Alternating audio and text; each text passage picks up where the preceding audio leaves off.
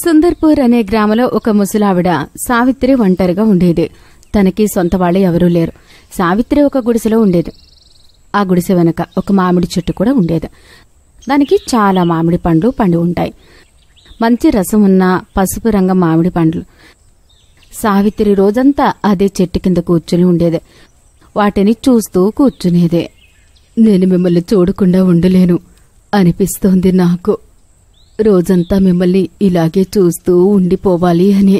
రాత్రి ఎందుకు వస్తుందో అర్థం కాదు. ఆ సమయమందు మీకు నేను దూరంగా ఉండాల్సి వస్తోంది. రామ్లాల్ తన సైకిల్లో ఎక్కడికో వెళ్తూ ఉంటాడు. సావిత్రిని మామిడి పండ్లతో మాట్లాడడం చూసి అతను తన సైకిల్ ఆపి, పిన్ని, ఓ పిన్ని, ఏంటి రోజు అంతా మామిడి పండ్లతో మాట్లాడుతూ ఉంటావు? వాటిని కాస్త చెట్టు నుంచి కిందికి దింపు. నువ్వు తిను, మాకు కూడా కొంచెం తినిపించు. మేము తింటాం కదా. ఎప్పటికీ కుదరదు, నీకు తెలీదు. ఇవి నా పిల్లలు. నేను నా పిల్లల్ని చంపి ఎలా తింటాను? ఇంకా నువ్వు వీటిని ముట్టుకోవడానికి కూడా ప్రయత్నించినా నేను నీ చేతుల్ని నీ శరీరం నుంచి వేరు చేస్తాను. అర్థమైందా? వెళ్ళిక్కడి నుంచి. ఇంకొకసారి నా పొలం చుట్టుపక్కల కూడా కనబడకు. అలా చెప్పి రామ్లాల్ తన సైకిల్ మీద కూర్చుని అక్కడి నుంచి వెళ్ళిపోతాడు. సావిత్రి రోజంతా పూర్తయిపోతుంది పండ్లతో మాట్లాడి. ఇప్పుడు రాత్రి అవుతుంది. సావిత్రి తన గుడిసె కిటికీ తెరుచుకుని పడుకుంటుంది.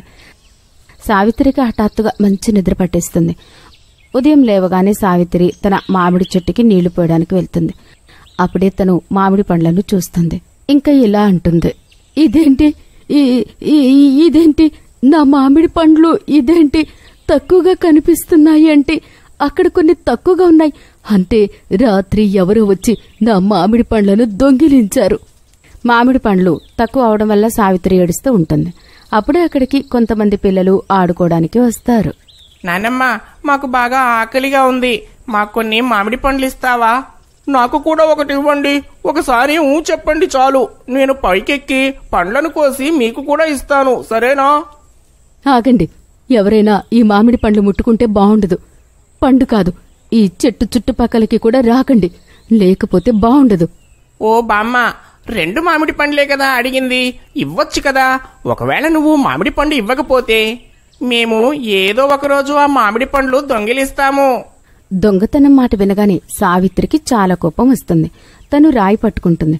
ఇంక వాళ్ళిద్దరూ అక్కడి నుంచి పారిపోతారు. సావిత్రి చాలా కంగారు పడుతుంది. అలా తను ఆలోచిస్తూ ముందుకు వెళ్తూ ఉంటుంది. ఇంకా తను ఒక రాయికి తట్టుకుని కింద పడిపోతుంది. తలకి దెబ్బ తాకడం వల్ల సావిత్రి అక్కడే చనిపోతుంది. ఇంకా తను చావడంతోనే ఒక దయ్యంలా మారిపోతుంది. నేను చనిపోయాను, నేను ఎలా చావగలను? లేదు, ఇలా జరగకూడదు. నా మామిడి పండ్లను ఆ పిల్లలు నేను లేకుండా ఎలా ఉంటాయి? ఒకవేళ ఎవరికైనా తెలిస్తే నేను చనిపోయానని వాళ్ళు మామిడి పండ్లన్నీ కోసుకొని తీసుకెళ్తారు. కానీ నేను అలా ఎప్పటికీ జరగనివ్వను. నేను చనిపోతే ఏంటి? ఇప్పుడు నేను దయ్యంని. నా బిడ్డలను నేను కాపాడుకోగలను. దయ్యం తన శవాన్ని అక్కడ మామిడి చెట్టు కింద గుంత తవ్వి పాతి పెడుతుంది.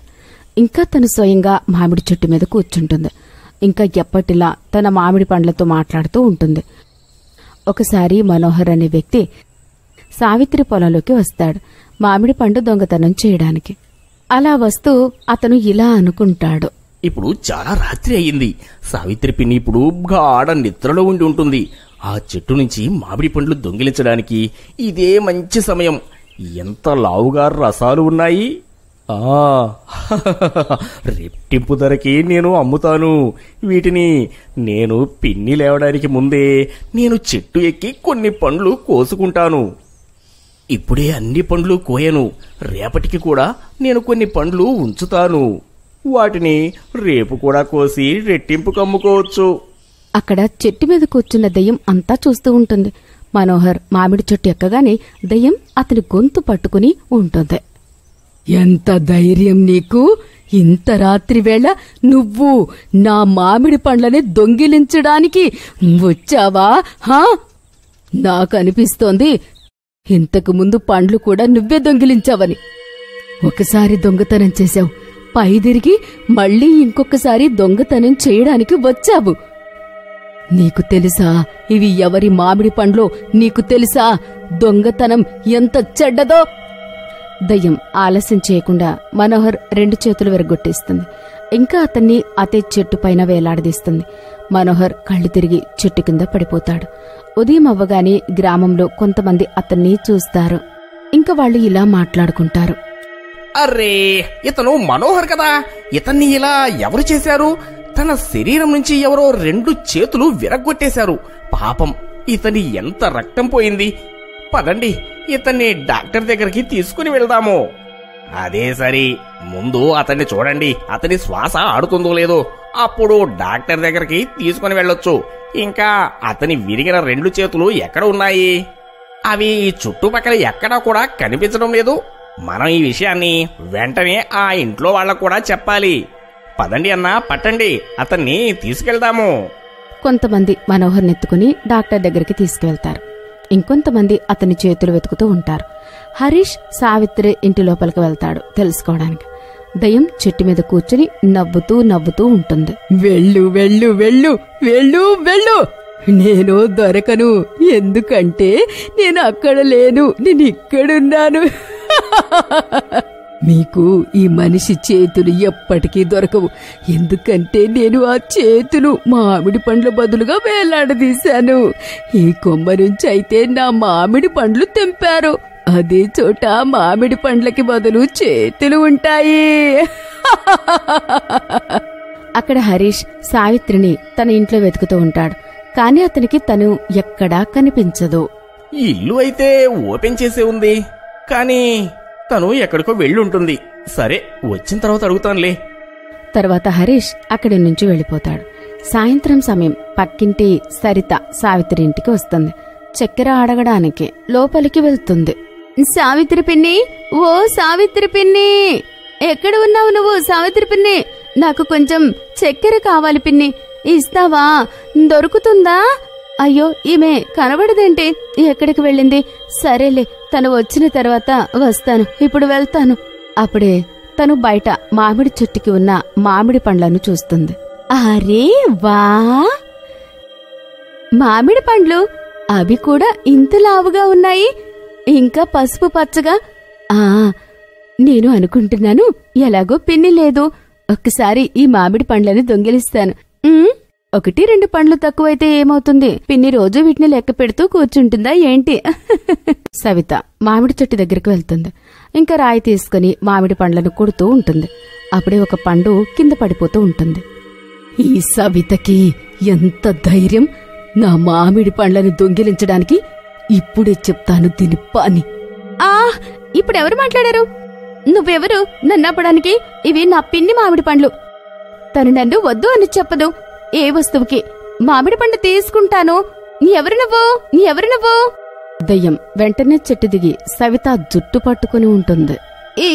ఇది దయ్యం. అయ్యో, నేను దయ్యంతో గొడవ పడ్డానా? ఎప్పుడు చేయను. నన్ను క్షమించు, నన్ను వదిలేయి. ఈ మామిడి పండ్లన్నీ నువ్వే ఉంచుకో, కాని నన్ను వెళ్ళనివ్వు. అలా ఎలా వెళ్ళనిస్తాను నిన్ను? నువ్వు నా మామిడి పండ్లు దొంగిలించావు. నేను నిన్ను ఎలా వెళ్ళనివ్వగలను? దయ్యం సవిత చేతులు కత్తిరించేలోపు వెనక నుంచి జనాలు అందరూ అక్కడికి వస్తారు. తనని వదిలేయిపోయింది. ఒక మామిడి పండు దొంగిలించినందుకు అంత పెద్ద శిక్ష వెయ్యకు తనకి. మా అందరికీ తెలుసు నీ కొడుకు చనిపోయాడు అని. ఇంకా నువ్వు అతన్ని అక్కడ పాతిపెట్టి దానిమీద ఒక మామిడి చెట్టు పెట్టావు అని. ఇంకా నువ్వు ఆ చెట్టుకి చాలా సేవలు చేశావు, పగలు రాత్రి. దయచేసి పిన్ని, అలా చెయ్యకు. నువ్వు అలా అందరి చేతులు కత్తిరించి చెట్లకు వేలాడదీస్తే ఇది మామిడి చెట్టు కాదు, కత్తిరించిన చేతుల చెట్టు అంటారు.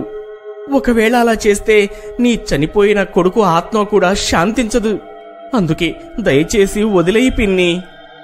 వాళ్ళందరి మాటలు విని దయ్యం కళ్ళలో నీళ్లు నిండుతాయి. తను చేసిన దానికి బాధపడుతూ ఉంటుంది. నేను చేసింది చాలా తప్పు. నేను చేసిన తప్పు ఫలితం వల్లే నేను చనిపోయినట్టున్నాను. ఇప్పటినుంచి ఈ చెట్టు పండ్లన్నీ మీ అందరివి. ఇప్పటినుంచి నేను ఎవరిని సతాయించను. ఎవరు ఈ మామిడి పండ్లు తిన్నా నేను ఏమనను. ఆ తర్వాత ఆ మామిడి చెట్టు మీద ఎప్పుడూ దెయ్యం కనబడలేదు. ఎండాకాలం వచ్చింది. అందరూ పొలం పనులు బిజీగా ఉన్నారు. జగన్ కూడా తన భార్య సుశీలతో కలిసి పొలం పనులు చేసుకుంటూ ఉంటాడు. ఒకరోజు ఇద్దరూ ఎప్పట్లాగాని పొలం పనులు చేసుకుంటూ ఉంటారు. సుశీల ఒక చెట్టు కింద కూర్చుంటుంది. చాలా అలసటగా ఉంది నాకు. కొద్దిసేపు ఇక్కడే ఈ చెట్టు కిందే కూర్చుంటాను. నీకు ఒంట్లో బాలేకపోతే ఇంట్లోకి వెళ్ళి విశ్రాంతి తీసుకోవచ్చు కదా. నేనేం విశ్రాంతి తీసుకోను, బానే ఉన్నాను. సుశీల మళ్లీ పని చేస్తూ ఉంటుంది. జగన్ మాత్రం సుశీలని గమనిస్తూ ఉంటాడు. తనకి ఒంట్లో బాలేదని పని పూర్తయి సాయంత్రం ఇంటికి వెళ్లిన తర్వాత, నాకు ఉదయం నుంచి అనిపిస్తుంది నీ ఆరోగ్యం బాలేదని. నువ్వెక్కడ వింటావు నా మాట? హాయిగా ఇంటికి వెళ్ళి విశ్రాంతి తీసుకో. ఏం పర్వాలేదు, పడుకుంటే ఎలాగా? ఇల్లు గడవాలా, రాజుని చదివించాలా? ఇన్ని పనులు పెట్టుకుని పడుకుంటే ఎలాగండి? ఎన్ని ఖర్చులున్నాయి మనకి. పడుకుంటే ఎలా చెప్పండి? జగన్కి సుశీల గురించి కంగారుగా ఉంటుంది. అతను అనుకోడు ఎండలో వచ్చి సుశీల పని చేయాలని. కాని అతని దగ్గర వేరే ఏ పని కూడా లేదు. సుశీల చేయడానికి అలా కొన్ని రోజులు గడుస్తాయి. రోజురోజుకి సుశీల ఆరోగ్యం పాడవుతుంటుంది. ఇంట్లో పేదరికం కూడా పెరిగిపోతూ ఉంటుంది. అప్పుడే ఆ గ్రామంలోకి ఒక దయ్యం వస్తుంది. దాని దగ్గర ఒక బర్రె ఉంటుంది. అది దాని బర్రెని తీసుకుని గ్రామమంతా తిరుగుతుంది. నేను చాలా అలసిపోయాను. ఒక పని చేస్తాను, ఈ బర్రెను దీని దగ్గర కట్టేసి తర్వాత వస్తాను. ఇంకా ఆ దయ్యం సుశీల ఇంకా జగన్ వాళ్ల ఇంటి బయట ఆ బర్రెను కట్టేసి వెళ్ళిపోతుంది. కాసేపటి తర్వాత రాజుకి మెలకువ వస్తుంది. నీళ్లు కావాలని తన అమ్మని నిద్రలేపుతాడు. బాబు, నేను చాలా అలసిపోయాను, నువ్వే వెళ్ళు. సుశీల లేవలేకపోయేసరికి రాజు వెళ్లి నీళ్లు తాగుతాడు. అప్పుడే రాజుకు ఆ బర్రె కనిపిస్తుంది. రాజు ఆ బర్రె దగ్గరికి వెళ్తాడు. అప్పుడు ఆ బర్రె దాని తలతో రాజుని ప్రేమగా నిమురుస్తూ ఉంటుంది. దానివల్ల రాజు చాలా ఆనందపడతాడు. ఆ తర్వాత రాజు లోపలికి వెళ్లి వాళ్ళ అమ్మని నిద్రలేపుతాడు. కాని తను నిద్రలేవదు. ఆ తర్వాత రాజు వెళ్లి జగన్ని నిద్రలేపుతాడు. జగన్ వచ్చి బయట చూసేసరికి నిజంగానే అక్కడ బర్రె కట్టేసి ఉంటుంది. జగన్ చుట్టుపక్కలంతా చూస్తాడు. కాని అక్కడ ఎవ్వరూ ఉండరు. చాలా దూరం వరకు ఎవరూ ఉండరు. ఇంకా జగన్ ఆ బర్రె దగ్గరికి వెళ్తాడు. అప్పుడు ఆ బర్రె జగన్ని ప్రేమగా తల రాస్తూ ఉంటాడు. అరే, ఈ గేదె చాలా తెలివైంది. జగన్ అలా ఆ బర్రె తలపైన రాస్తూ ఉండగా అతనికి దాని కాలిపోయిన దెబ్బ కనబడుతుంది. ఇంకా ఆ దెబ్బకి రక్తం కారుతూ ఉంటుంది. అరే, దీనికి దెబ్బ తగిలింది. ఇప్పుడు ఏం చెయ్యాలి? దాన్ని లోపలికి తీసుకురండి నాన్న. చూడండి దాని చుట్టూ ఈగలు ఎలా వాళ్తున్నాయో. నేను దీన్ని లోపలికి తీసుకొచ్చి వెనకున్న వాకిట్లో కట్టేస్తా. జగన్ ఆ బర్రెని తీసుకుని వెళ్లి పెరట్లో కట్టేస్తాడు. కాసేపట్లో తెల్లారుతుంది. సుశీల కూడా నిద్ర లేచి అక్కడికి వస్తుంది. అరే, మీరు ఇంత పొద్దున ఇక్కడ? అసలు ఈ బర్రె ఎవరిదండి? మేము తీసుకుని రాలేదు, దీన్ని ఎవరెక్కడ వదిలి వెళ్లారు. చూడు దీని కాలికి దెబ్బ ఎలా తగిలిందో. అరేహా, మీరు జరగండి, నేను ఆ దెబ్బని శుభ్రం చేసి పసుపు రాస్తాను. సుశీల నీళ్లతో బర్రె కాలికి తాకిన దెబ్బని బాగా కడిగి పసుపు రాస్తుంది. తరువాత వంటగదిలోకి వెళ్లి దానికోసం రొట్టె తీసుకుని వస్తుంది. ఈరోజు పనికి మీరొక్కరే వెళ్ళండి. నేను ఇంటి దగ్గరే ఉండి రాజుని స్కూల్కి పంపించి దీన్ని నేను చూసుకుంటానండి. సుశీల ఆ బర్రెని బాగా చూసుకుంటుంటుంది. తర్వాత పని చేసుకోవడానికి వంటగదిలోకి వెళ్తుంది. కాసేపటి తర్వాత ట్యాంకులో నీళ్లు వదిలినట్టు పాలు ఇస్తూ ఉంటుంది. అది చూసి సుశీల చాలా ఆశ్చర్యపోతుంది. అయ్యో భగవంతుడా, ఇన్ని పాలా? ఆ తర్వాత సుశీల ఒక గిన్నె తీసుకునొచ్చి పెడుతుంది. కొన్ని సెకండ్లలోనే ఆ గిన్నె నిండిపోతుంది. ఆ తర్వాత సుశీల మరొక గిన్నె తీసుకుని వస్తుంది. అది కూడా నిండిపోతుంది. మెల్లిమెల్లిగా వంటగదిలో ఉన్న గిన్నెలన్నీ నిండిపోతాయి. కాసేపటి తర్వాత సుశీల ఒక పెద్ద బకెట్ తీసుకుని వస్తుంది. అది కూడా నిండిపోతుంది. అప్పుడు ఆ బర్రె పాలు ఇవ్వడం ఆపిస్తుంది. అన్ని పాలను చూసిన సుశీల ఆశ్చర్యపోతుంది, ఇంకా ఆనందపడుతుంది. అసలు ఒక్క బర్రె ఇన్ని పాలను ఎలా ఇస్తుంది?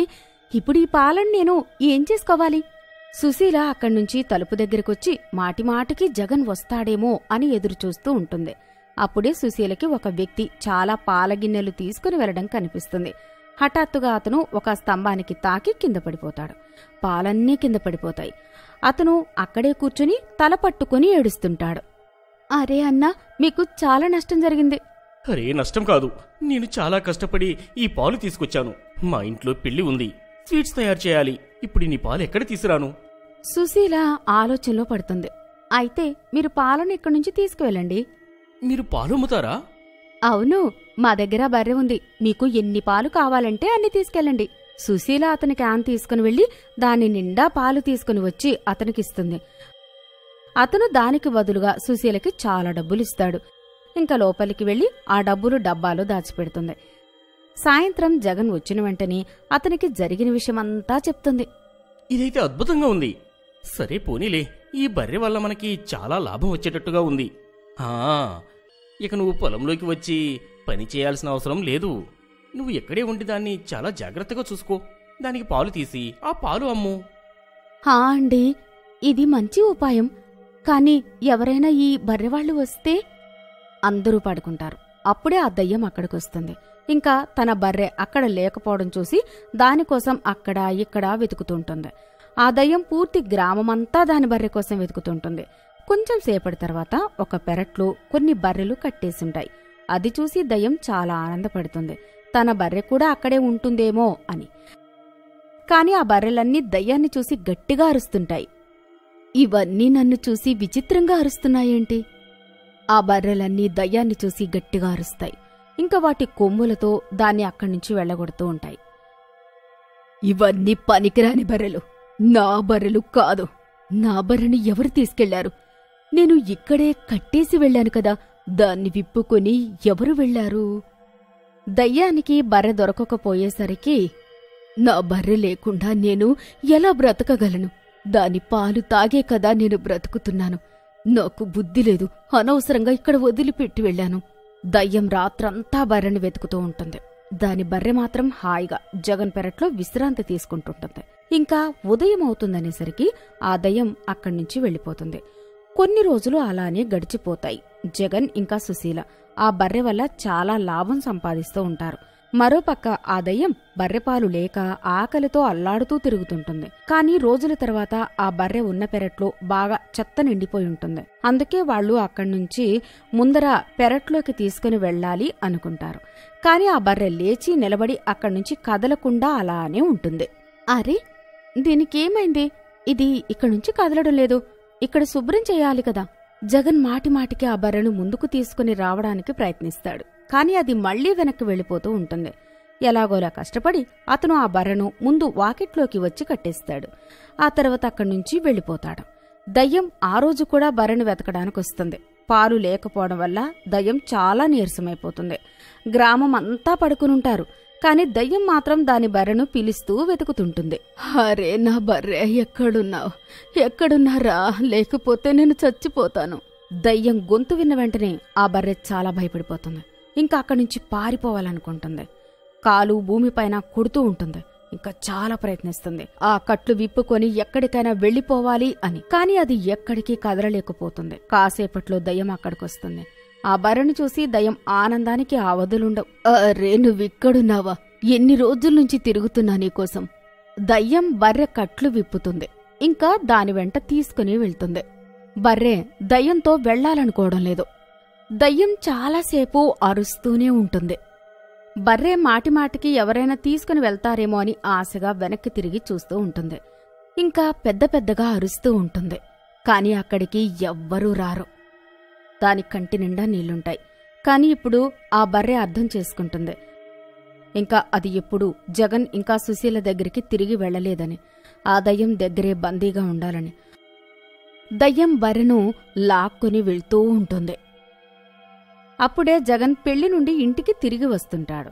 అతని బర్రె దయ్యం దగ్గర ఉండడం చూసి ఆశ్చర్యపోతాడు. ఇంకా భయపడిపోతాడు. ఒక చెట్టు వెనక దాక్కుంటాడు. అతను అక్కడే నిలబడి దయ్యం బర్రెతో మాట్లాడిన మాటలు వింటాడు. ఇంకా ఎలా అయినా ఆ బర్రెని దయ్యం బారి నుండి కాపాడాలి అనుకుంటాడు. ఆ దయ్యం వెనకాలే వెళ్తాడు. దయ్యం అడవిలో ఒక బూతు బంగ్లా బయట ఆ బర్రెను కట్టేసి అది ఆ బంగ్లా లోపలికి వెళ్లిపోతుంది. దయ్యం లోపలికి వెళ్లిన వెంటనే జగన్ అక్కడికి వెళ్తాడు. జగన్ని చూసి బర్రె ఆనందంతో ఎగురుతూ ఉంటుంది. జగన్ ఆ బర్రెని అక్కడి నుంచి తీసుకుని వెళ్లి ఇంటికి వెళ్తాడు. ఇంకా సుశీలకి జరిగిన విషయమంతా చెప్తాడు. ఇంక వాళ్లు ఎప్పటికీ ఆ బర్రెను వాళ్ల ఇంటి వెనకాలే కట్టేసి ఉంచుతారు. బర్రె దొరకకపోవడంతో దయ్యం మళ్లీ ఆ బర్రెని వెతుకుతూ ఉంటుంది. కాని ఒకరోజు ఆకలితో ఆ దయ్యం అక్కడే చనిపోతుంది.